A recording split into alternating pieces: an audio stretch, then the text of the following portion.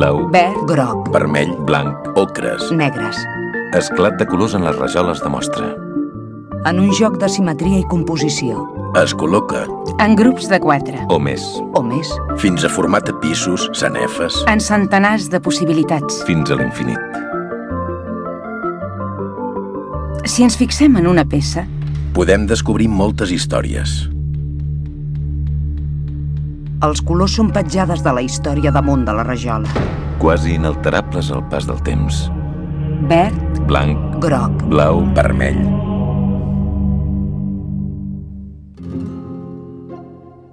blau. El blau és el color que ha distingit la rajola al llarg de la seva història. El blau cobalt és el color de l'època medieval.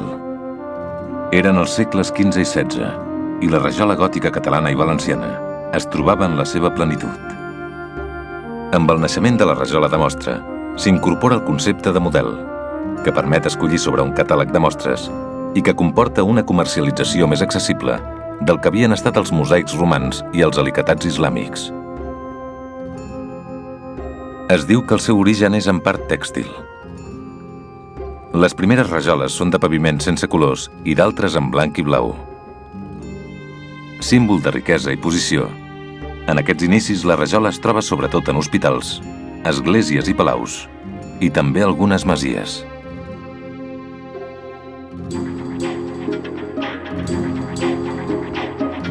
El Renaixement representa l'esclat de la policromia.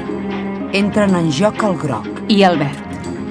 Som a finals del segle XVI i principis del XVII, i els dissenys reben la influència dels gravats i l'arquitectura renaixentista italiana. En aquesta època, la rajola passa del terra a les parets, i la trobem en arrambadors i baranes. És l'època de la força de la composició, i els motius combinen la temàtica vegetal amb borles, punta de diamant o fulles de cant. El segle XVII és una etapa brillant de la rajoleria catalana. La producció massiva del barroc s'expressa en la riquesa de colors. Així com també en els plafons d'encàrrec i en el gran nombre de models anònims que es reprodueixen amb infinites variacions a cada obrador. Arribant al segle XVIII, la rajola de mostra es comença a popularitzar. Ja no es troba només en grans cases senyorials, sinó que s'estén a les cases menestrals. El segle XIX és el retorn del blau. El blau del gòtic i també el blau de l'aigua, ja que és una època en què la higiene guanya importància i la rajola és l'element arquitectònic ideal per preservar-la. En aquest segle coexisteixen les reproduccions de motius gòtics amb motius nous i agosaradament senzills. Dibuixos molt petits que fan que el blanc de fons domini de nou en la rajola. Amb la tornada al blau es tanca aquesta petita història. La segona meitat del segle XIX serà la fi dels petits obradors i el pas a la fabricació industrial de rajoles. Groc. Groga és l'aura del Sant Antoni del plafó que Salvador Miquel va salvar de casa seva. Era el 1922 i el barri de la Barceloneta es transformava. A aquella primera peça recollida en van seguir moltes d'altres. En els inicis provenien de cuines i menjadors del seu barri i dataven del 1753 i més tard, per tot Catalunya, recuperar peces de totes les èpoques preindustrials. Paral·lelament a la feina de recopilació, Salvador Miquel va iniciar una ambiciosa catalogació dibuixant tots els models que trobava. Fins aleshores, la rajola de mostra era un objecte decoratiu i funcional que no havia estat valorat artísticament. Per ell, en canvi, era expressió de riquesa cultural i calia preservar-la per mantenir viva la memòria d'un país que canviava. Continuant aquesta tasca recuperadora i amb la voluntat de mantenir la memòria del municipi, l'Ajuntament d'Esplugues converteix aquesta col·lecció privada en patrimoni públic.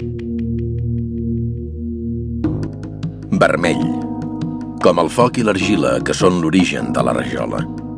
Gràcies a l'argila s'ha mantingut intacte el racó de la terra.